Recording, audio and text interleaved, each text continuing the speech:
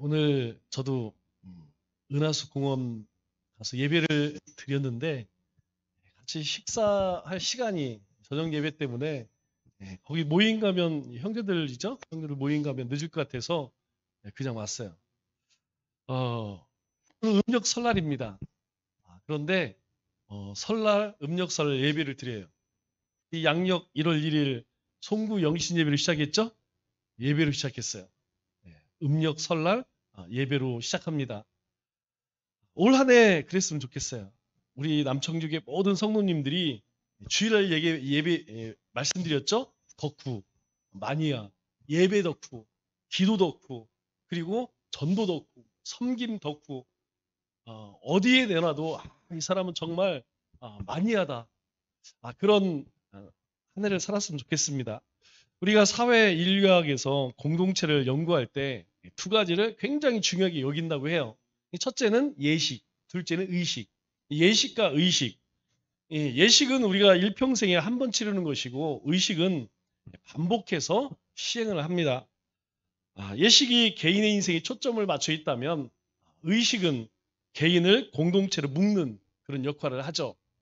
그래서 우리가 평생에 한 번 하는 거 여러 번 하는 사람도 있기는 하죠. 결혼식이라고 하죠. 결혼 예식. 요새는 이제 장례도 집에서 안 하고 장례식장에서 하죠. 장례 예식. 이것은 평생에 한 번만 해야 돼요. 한 번 하기 때문에 예식이라고 합니다. 반면에 우리가 생일, 결혼기념일, 또 여러 가지 그런 날들이 있죠. 그런 것은 의식이라고 합니다. 그런데 여기에 예외가 하나 있어요. 바로 성찬 예식입니다. 성찬식은 우리가 계속 반복하지만 의식이 아니라는 것이죠. 형식은 의식이지만 내용은 예식입니다. 그러면 예배는 어떨까요? 예배는 예식입니까? 의식입니까? 반드시 예식이 돼야 돼요. 왜냐하면 우리가 이날, 주일날 나는 죽는 거예요. 그리고 다시 태어나는 겁니다. 그래서 예식이 돼야 돼요. 만약 의식이 되면 우리가 이방 종교 사람들이 비나이다 비나이다 하는 기복신앙밖에 되지 않습니다. 그래서 그 이유는 다른 것이 아니에요. 의식은 예식은 처음처럼 생각하라. 처음처럼 생각하라. 성찬과 예식은 성찬과 예배는 항상 처음처럼 생각해라. 왜 그럴까요? 뭘 생각하라는 겁니까? 예수님의 성육신. 왜 예수님이 사람을 오셨는가? 왜 십자가를 지셨는가? 왜 부활하셨는가? 왜 다시 오신다고 말씀하셨는가? 이 네 가지를 우리는 깊이 예배를 드릴 때마다 또 성찬을 행할 때마다 묵상을 해야 합니다. 삶의 지혜의 말씀이 잠언이라고 하죠. 잠언은 지혜를 담는 말씀이라는 뜻입니다. 그래서 영어로는 프로버브라는 말을 써요. 그런데 이 한자를 보면 재미있습니다. 잠자가 저기 누에꽃이 잠자가 아니에요. 이 잠이라는 말이 바늘잠자예요. 바늘잠자의 말씀원이죠. 그러니까 바늘 같은 말씀이란 뜻입니다. 그럼 바늘로 칵칵 찌르면 어떻습니까? 바늘은 그만두고 우리 머리카락으로, 그죠? 우리 머리카락 하나만 우리 몸속에 들어와도 따끔따끔거리죠. 이 바늘로 콕콕 찌르듯이 정신을 깨우는 말, 이게 잠언입니다. 바늘로 몸을 찌르면 상처가 나죠. 조그만 상처가 납니다. 보일동 말동. 그러나 굉장히 아파요. 지금은 바늘질을 많이 안 하죠. 아마 여기 연세 드신 분들은 예전에 바늘질 참 많이 했습니다. 저기 양말 떨어져도 꼬매고, 그죠? 옷 찢어져도 꿰매고, 속옷도 그죠? 헤어지면 이렇게 해서 그렇게 살았어요. 그러다가 그럼 딱 찔리면 어떻습니까? 이 바늘 찔리면요, 이게 굉장히 아파요. 굉장히 아픕니다. 아주 알이죠. 그것처럼 잠언을 읽고 문신처럼 마음에 새겨라, 이런 뜻이에요. 그러면 하나님의 지혜 위에 우리 인생이 새롭게 세워져 가게 되는 것입니다. 어떻게? 매일 새롭게. 우리가 바른 신앙생활을 하기 위해서 우리 바른 신앙생활을 위협하는 요인에 대해서 우리가 말씀을 나눴죠. 첫째가 물질에 대한 잘못된 생각. 두 번째로는 믿음에서 떠난 쓸데없는 염려. 그리고 세 번째로 오늘 독선적이고 무자비하게 남을 비판하고 정죄하는 문제에 대해서 말씀합니다. 오늘 1절 말씀 이렇게 말씀하죠. 비판을 받지 아니하려거든 비판하지 말라 이렇게 이야기합니다. 그러면 왜 남을 비판할까요? 비판하는 것, 다른 사람을 비판하는 이유는 당연히 내가 저 사람보다 훨씬 낫다, 내가 더 의롭다 이렇게 생각하기 때문에 다른 사람을 비판하는 것이죠. 당시 바리새인들이 자신의 그 신앙 기준으로 정죄를 했습니다. 그런데 문제는 이 바리새인들 서기관이 예수님께 칭찬받았을까요? 네, 칭찬받지 못한 사람이에요. 예수님께 책만 받던 사람이 다른 사람을 정죄해. 다시 시작해서 이 삐뚤어진 잣대를 가지고 정죄했다는 이야기죠. 잣대가 이게 삐뚤어지면 이거는 뭐 기준이 없어지는 것이죠. 그들은 왜 정죄를 했느냐? 하나님의 말씀으로 정죄한 것이 아니라 자기들의 가치관, 전통, 유전, 그리고 문화적 배경 이런 것으로 비판의 칼을 들었던 것이죠. 우리가 잘 알다시피 이 바리새인 서기관 이들의 의를 누가 쫓아갈 수 있습니까? 어렵죠. 왜냐하면 그러한 사람들이 자신의 그 높은 기준을 만들어 놓고 그 기준에 따라오지 못하면 그들은 야 너희는 구원받지 못할 거야. 너희는 하나님의 심판받을 거야. 뭐 사정없이 그렇게 정죄를 했다는 것이죠. 우리 마태복음 15장 2절 말씀을 보면 이 바리새인들이 예수님의 제자들 정죄하는 내용이 나옵니다. 당신들의 제자들이 어찌하여 장로들의 전통을 범하나이까. 근데 그게 뭐 내용이 뭐냐? 밥 먹을 때 손 안 씻는다고. 밥 먹을 때 손 씻어야 되는데 밥 먹을 때 손 안 씻는다. 그것 때문에 이들이 예수님 찾아와서 왜 당신들은 율법을 지키지 않습니까? 예수님께 따져드는 거죠. 그래서 예수님께서 뭐라고 대답하시냐면 6절에 이 말씀을 하십니다. 부모를 공경할 것이 없다 하여 너희의 전통으로 하나님 말씀을 폐하는도다. 이 말씀을 왜 하느냐? 지금 우리는 율법을 잘 지키는데 당신의 제자들은 율법을 전혀 지키지 않습니다. 그렇게 고발하는 거죠. 그런데 예수님께서는 그렇게 이야기하는 이 종교 지도자들에게 자, 성경 율법은 뭐라고 이야기하느냐? 사람을 향해 첫 번째 계명이 내 부모를 공경하라. 그렇죠? 그런데 이 종교 지도자들이 뭘 만들어 놨냐면 고르반이라는 걸 만들어 놨어요. 이 고르반이라는 게 뭐냐면 이 종교 지도자 앞에서 내가 부모를 섬겨야 돼. 여러분 예나 지금이나 부모님 섬기는 게 쉬운 게 아니에요. 건강할 때는 다 잘 섬기죠. 그런데 그럴 수 있습니까? 70, 80 이렇게 되면 이제 움직이지 못하고 그게 보통 일이 아니죠. 그러니까 이제 부모를 모시기가 싫은 거야. 그래서 제사장 앞에 나와서 고르반이라고 외치면 그때부터는 부모를 안 모셔도 됩니다. 고려장을 해도 된다는 얘기예요. 고르반이 무슨 뜻이냐? 하나님께 드림이 되었다라는 뜻이에요. 그러니까 나는 하나님 앞에 드려진 존재다라고 고르반하고 외치면 그때부터는 부모를 모셔야 할 율법적 근거가 사라지는 거예요. 예수님 그 얘기하는 겁니다. 분명 하나님께서는 내 부모를 공경하라. 그 말 속에는 부모님이 돌아가시는 날까지 건강하지 못해서 병들어서 힘들어 할 때에도 잘 모셔라 포함된 거 아니겠어요? 그런데 그들은 뭐예요? 너희의 전통으로 하나님 말씀보다 뭐가 더 중요하냐? 자기들이 만들어 놓은 법이 더 중요하다는 거예요. 우리 흔히 이야기하는 장로유전이죠. 자신들이 만들어 놓은 그 기준이 더 중요하기 때문에 하나님 말씀조차도 패해버리는 거예요.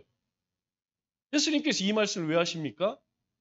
너희들도 그렇게 하나님 말씀을 온전히 지키지 못하면서 너희들이 정한 그 기준으로 왜 다른 사람들을 비난하고 정죄하느냐 이 말씀하시는 것이죠. 이와 같이 누구든 이 바리새인과 같은 태도를 가지고 신앙생활하면 절대로 신앙이 잘할 수 없습니다. 남을 저저고 비판하면 먼저 누가 죽을까요? 내가 죽습니다. 100% 그렇습니다. 여러분, 다른 사람을 비난하고 정죄하면 그 사람이 죽는 게 아니에요. 내가 죽어요, 내가. 사실 나만 죽는 게 아니고 그 사람도 같이 죽이는 것이죠. 이게 무서운 거죠. 나도 죽고 그 사람도 죽고 같이 죽는 것입니다. 둘 중에 하나만 살아도 괜찮아요. 다 죽어요, 이거는. 여기서 신앙이 자라지 않는 우리가 몇 가지 이유를 알아야 합니다. 왜 내 신앙이, 우리의 신앙이 잘 자라지 않을까? 여러분, 이 세 가지를 한번 잘 기억해 보세요. 첫째는 하나님 말씀에 깊이 빠져 들어가지 않으면 신앙이 자랄 수 없습니다. 왜냐? 하나님의 뜻을 깨닫기 어려워요. 여러분들이 아무리 기억력이 좋다고 해도 지난주 말씀 들은 것을 일주일 동안 기억하는 사람 거의 없습니다. 어제 저녁에 여러분들이 성경 석장 읽었죠? 그거 기억하는 사람 드뭅니다. 하루 이틀 지나면 하나님 말씀 다 잊어버려요. 그 하나님 말씀을 내가 오래 간직하기 위해서는 묵상을 해야 돼요. 묵상. 예, 우리 저 소가 이렇게 막 계속 토해갖고 우물물 씹는 거 있죠? 이것처럼 내가 하나님의 말씀을 내 속에서 깊이 되새기고 되새길 때에 그게 내 것이 되는 거예요. 그럴 때 우리의 삶 가운데에서 말씀의 능력이 나타나는 것입니다. 그래서 성경을 자꾸 읽으라는 거예요. 두 번째로는 죄를 지으면 신앙 잘하지 않습니다. 이 죄를 지으면 덫과 같아요. 올무와 같습니다. 발목을 잡혀요. 우리가 앞으로 나가야 되는데 이 죄가 죄에 딱 걸리면 나가지를 못하는 거예요. 그러나 계속 제자리에 있는 것이죠. 제자리에 있으니까 제대로 움직이지도 못하고 먹지도 못하고 그대로 그냥 그렇게 죽는 거예요. 그래서 신앙이 자라지 않습니다. 세 번째로는 이 남을 비판하고 정죄하면 신앙이 자랄 수 없어요. 왜 그렇죠? 바로 자신이 하나님이 되었기 때문이에요. 우리가 다 알다시피 하나님만 가지고 있는 고유 권한이 있죠? 세상 하나님이 창조하십니다. 모든 생명, 온 세상은 하나님만이 하실 수 있는 거예요. 그 세상을 누가 다리십니까? 누가 다스려요? 하나님이 다스리시는 거예요. 그리고 그 세상을 누가 심판합니까? 하나님이 하시는 겁니다. 그런데 우리가 다른 사람을 비난하고 정죄하면 내가 심판의 자리에 간다는 거예요. 내가 하나님의 자리에 올라간다는 거예요. 그러니 하나님 두렵겠습니까? 하나님 두렵지가 않죠. 남을 비판하고 정죄한다는 말은 결국은 내가 의로운 사람은 나밖에 없다. 교만이죠. 나만 의롭다. 다른 사람은 그렇지 못하다. 그런 말이죠. 이런 사람은 자기가 죄인이거나 잘못했다는 말 잘 안 합니다. 내가 어떤 사람인가 그런 사람인가 아닌가 이걸 보면 어떤 걸 보면 아냐면 미안해 잘못했어. 내가 이 말을 자주 하는지 안 하는지를 잘 보면 돼. 분명히 잘못했어. 그런데 잘못했음에도 불구하고 이 핑계를 대고 저 핑계를 대고 그러면 비난하고 정죄하는 사람일 가능성이 아주 높아요. 그런데 조그만 일에도 미안해. 내 실수야. 내 잘못이야. 여러분 이게 쉬운 것 같지만 여러분 아무나 못합니다. 아무나 할 수가 있는 게 아니에요. 대신 이런 사람들은 다른 사람들의 허점이나 실수를 절대 놓치지 않죠. 그런 것들은 탁 집어서 여지없이 비판을 합니다. 그런데 그게 문제가 아니에요. 더 큰 문제는 자기가 그렇게 다른 사람을 비판하고 정죄를 하니까 자기도 비판받을 수 있다는 걸 알잖아요. 자기도 비판받을 수 있다는 걸 알기 때문에 끊임없이 자기 자신을 보호하려고 한다는 겁니다. 여러분 한번 생각해 보세요. 내가 다른 사람을 늘 눈치 보고 살아. 여러분 사겠습니까? 이 사람에게는 이렇게 비유 맞춰야 되고 저 사람에게는 저렇게 비유 맞춰줘야 되고 끊임없이 그렇게 해야 된다는 거예요. 왜? 자기 자신을 보호해야지. 왜? 내가 비판하는 사람이기 때문에 다른 사람도 나에 대해서 그렇게 이야기할까 봐. 그래서 이 불안장애 걸려. 이 우울증 오는 겁니다. 이 정상적으로 이 신앙생활은 그만두고 정상적으로 살아갈 수가 없어요. 그리고 가장 큰 문제는 거짓말할 수밖에 없어요. 자기 자신을 속이고 누군가를 끊임없이 속일 수밖에 없다는 것이죠. 이것이 왜 위험하느냐? 가장 큰 위험은요. 하나님과 깊은 교제 속으로 들어갈 수가 없다는 거예요. 그래서 항상 말씀 주위에 빙빙빙 돌아요. 하나님 주신 사명 주위만 빙빙빙 돌아요. 다른 사람들과 잘 섞이지 못하고 빙빙 돌아요. 요즘 말로 뭐라 그러죠? 아싸라고 그러죠? 아싸? 아웃사이더. 인사이더가 못 돼. 같이 섞여서 주님과 깊은, 성도들과 깊은 그런 나눔 교제, 이게 어렵다는 것이죠. 그래서 하나님과 긴밀한 그런 관계를 갖기가 어렵다는 것입니다. 예수님께서 비판하지 말라라고 하신 말씀 안에는 몇 가지 뜻이 담겨져 있어요. 오늘 1절 말씀에 이렇게 이야기하죠. 비판을 받지 아니하려거든 비판하지 말라. 비판 안 받으려면 비판하지 마라. 이 말은 첫 번째로 다른 사람을 비판하면 내 자신도 하나님으로부터 똑같은 비판을 받는다라는 뜻입니다. 하나님은 완전한 분이기 때문에 하나님께 받는 비판은요, 완전한 비판이라는 거예요. 사람은 그렇지 않을 수 있습니다. 사람은 그냥 넘어갈 수도 있고, 그리고 시간 지나면 또 잃어버릴 수 있어요. 사람이 하는 비판은 뭐 이렇게 거짓말도 하고, 뭐 변명도 해서 이렇게 피해갈 수 있습니다. 그러나 하나님의 비판, 심판은 피할 수 없습니다. 아무리 선하고 착한 일을 많이 했다 할지라도 하나님의 공의 앞에서는 완전할 수 없어요.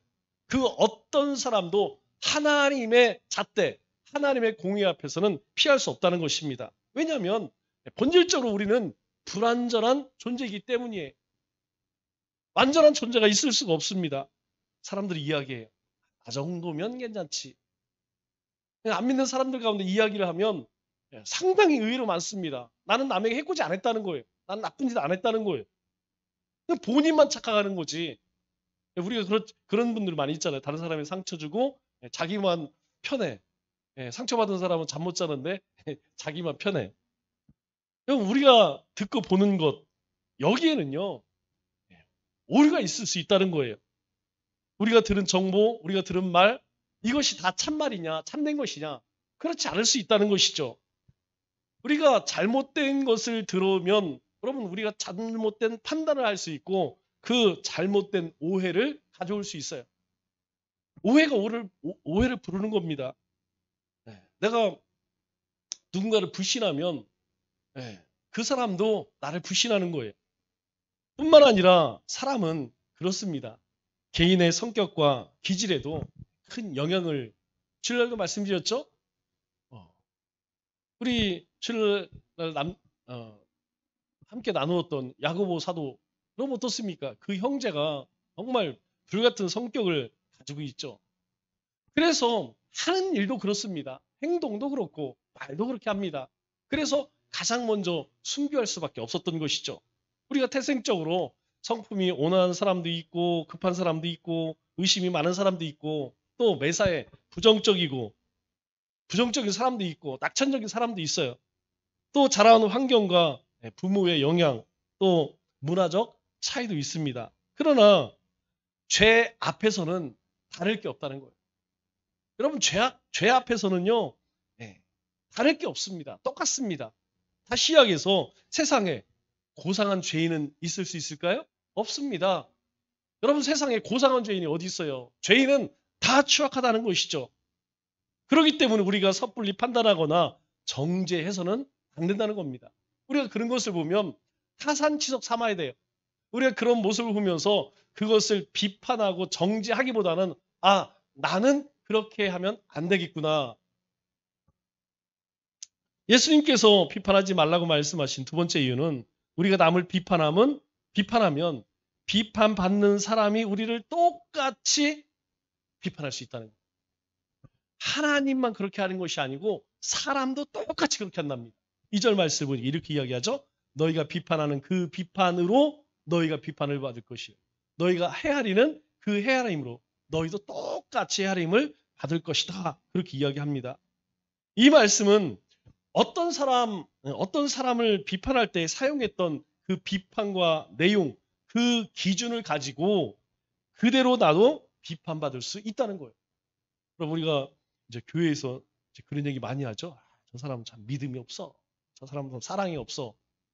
그런데요, 내가 그렇게 하지 못했을 때에는 다른 사람도 나에게 똑같이 이야기할 수 있다는 거예요. 저 사람은 믿음이 없어. 그 사람이, 아니, 그 이야기를 들은 다른 사람이 내가 믿음 없는 행위를 했을 때에 똑같이 나에게 그렇게 비난한다는 것이죠. 이 말이 뭡니까? 결코 어떤 사람도, 내 자신도 다른 사람보다 특별히 나을 것이 없다는 것이죠. 내 안에도 이 비판받을 만한 요소가 넘쳐난다는 것입니다. 그래서 사도 바울이 로마서 2장 1절에 이렇게 이야기하죠. 그러므로 남을 판단하는 사람아, 누구를 막론하고 내가 핑계하지 못할 것은 남을 판단하는 것으로 내가 너를 정죄함이니 판단하는 내가 같은 일을 행함이니라. 너도 같다는 거예요. 남을 판단하는 사람아, 너도 똑같이 하고 있다. 이렇게 말씀하고 있죠. 예수님께서 말씀하신 이 비판해서는 안 되는 세 번째 이유는 3절 이렇게 말씀합니다. 어찌하여 형제의 눈 속에 있는 티는 보고 내 눈 속에 있는 들보는 깨닫지 못하느냐. 우리 원어를 보면 티는 우리 톱밥의 작은 알갱이 한 겨 조각을 의미합니다. 뭐 들보는 다 아시죠? 석가래, 통나무를 의미합니다. 그렇기 때문에 이 말씀은 내가 형제의 눈에서 발견한 티는 내 안에 있는 통나무와 맞먹는다. 이런 뜻이에요. 즉 다른 사람은 현미경으로 관찰. 아주 세밀하게 그냥 저 머리끝부터 발끝까지 그냥 말 한마디 한마디를 놓치지 않고 현미경으로 세밀하게 들어보는데 자기 자신에 대해서는 눈먼 봉사라는 거죠.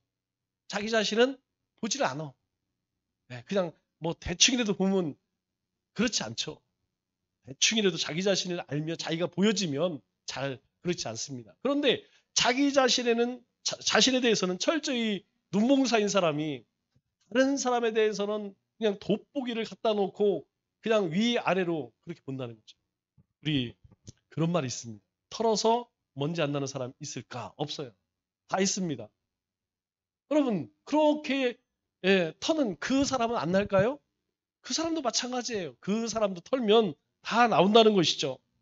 그래서 우리는 하나님의 말씀의 거울을 가지고 우리 자신을 천천히 잘 들여다봐야 됩니다. 다른 사람을 들여다볼 것이 아니라 우리 자신을 바라봐야 한다는 것이죠. 여러분 특별히 당부드리고 싶은 그거예요. 우리가 그런 이야기 하죠. 외식, 식당에서 먹는 음식이 살로 갑니까? 안 간다고 그랬죠?